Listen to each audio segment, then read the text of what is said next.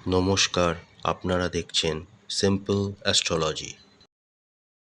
১৩ই August দেবগুরু বৃহস্পতি পুনর্বসু নক্ষত্রে গোচর করে গেছেন এবং আগামী ৩১০ দিন দেবগুরু বৃহস্পতি পুনর্বসু নক্ষত্রেই অবস্থান করবেন।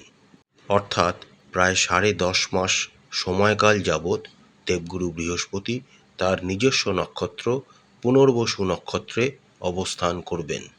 আজকের ভিডিওটিতে আমরা দেবগুরু বৃহস্পতির এই পুনর্বসু নক্ষত্রে অবস্থানকালে তার পজিটিভ এনার্জি আপনারা কিভাবে পাবেন তার কিছু সহজ এবং সরলতম উপায় আপনাদের কাছে আমি তুলে ধরতে চলেছি। তাই আশা করছি আপনারা ভিডিওটি পুরো দেখবেন, স্কিপ করবেন না।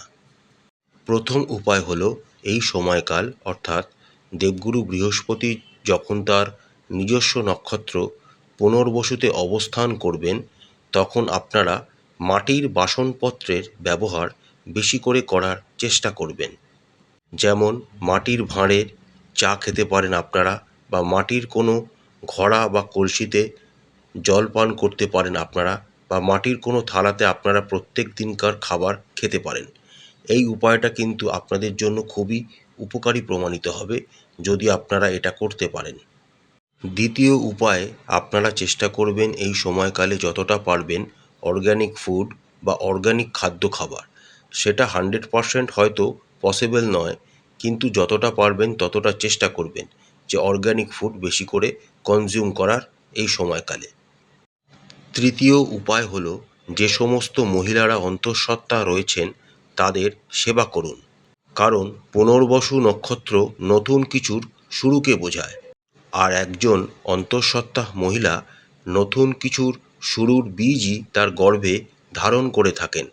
তাই এই সময়কালে আপনারা যদি কোনো অন্তঃসত্ত্বা মহিলা বা মহিলাদের সেবা করতে পারেন তাহলে খুব ভালো ফল পাবেন।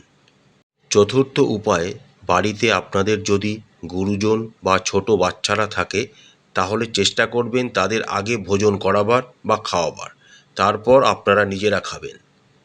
পঞ্চম উপায় হলো এই সময় আপনারা চেষ্টা করবেন যতটা পারা যায় ন্যাচারাল রিসোর্সেস যেগুলি আছে আমাদের কাছে সেগুলিকে কম অপচয় করা। যেমন জল, মাটি বা অন্যান্য যেসব ন্যাচারাল রিসোর্সেস আমাদের কাছে আছে সেগুলিকে অপচয় করা থেকে নিজেদেরকে একদম দূরে রাখুন, এতে আপনারা খুব ভালো ফল পাবেন। ষষ্ঠ উপায়, পুনর্বসু নক্ষত্র চাইল্ড বার্থ বা বাচ্চাদের সাথে সম্বন্ধকারী একটি নক্ষত্র। অর্থাৎ এই সময়কালে আপনারা বাচ্চাদের সেবা করবেন। কোনো রকম চাইল্ড ওয়েলফেয়ার সোসাইটিতে আপনারা কিছু অর্থনৈতিক অনুদান দিতে পারেন, এতে আপনাদের অনেক উপকার হবে। এই সময় আপনারা যে কোনো হসপিটাল যারা বাচ্চাদের ফ্রিতে চিকিৎসা প্রদান করে থাকেন তাদেরকেও আপনি কোনো অর্থনৈতিক অনুদান করতে পারেন, তাতেও আপনারা খুব ভালো ফল পেতে পারবেন। সপ্তম উপায়, যখনই আপনারা কোনো রকম কাজকর্ম সেরে বাড়ি ফিরবেন তখন চেষ্টা করবেন খালি হাতে বাড়িতে না ঢোকার।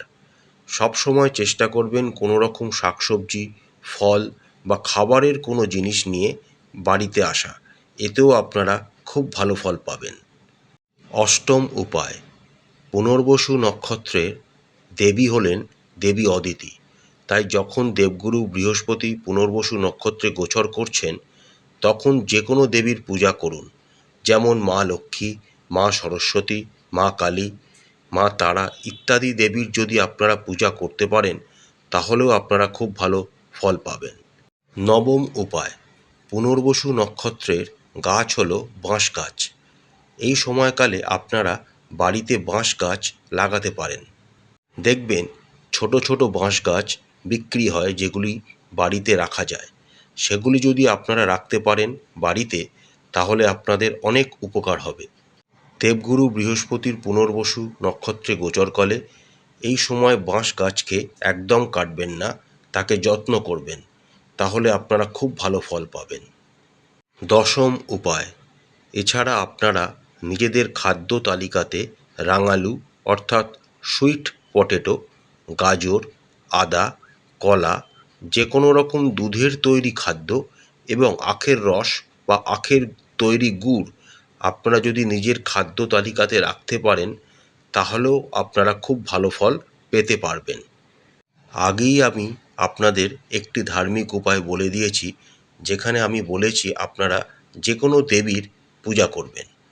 তার সাথে আপনারা অশ্বত্থ গাছের পূজা করবেন এই সময়কালে। পুনর্বসু নক্ষত্রের বীজ অক্ষর হলো ওম। তাই এই সময়কালে আপনারা চেষ্টা করবেন মনে মনে যতটা পারবেন ওম নাম জপ করার। তার সাথে আপনারা ভগবান শ্রী বিষ্ণুর যে কোনো মন্ত্র আপনারা পাঠ করতে পারেন, তাহলে আপনারা আরও ভালো ফল পাবেন। আপনারা যদি আমার দেওয়া এই প্রতিকারগুলি বা উপায়গুলি যদি নিয়মিত করতে পারেন, তাহলে আগামী 310 দিন সময়কালে যখন দেবগুরু বৃহস্পতি তার নিজস্ব নক্ষত্র পুনর্বসু নক্ষত্রে গোচর করবেন, তার সুফল আপনারা দারুণভাবে পেতে পারবেন। আশা করছি আপনাদের ভিডিওটি ভালো লেগেছে। ভিডিওটি ভালো লাগলে অবশ্যই লাইক, শেয়ার আর সাবস্ক্রাইব করতে ভুলবেন না। হর হর মহাদেব, জয় মা কালী।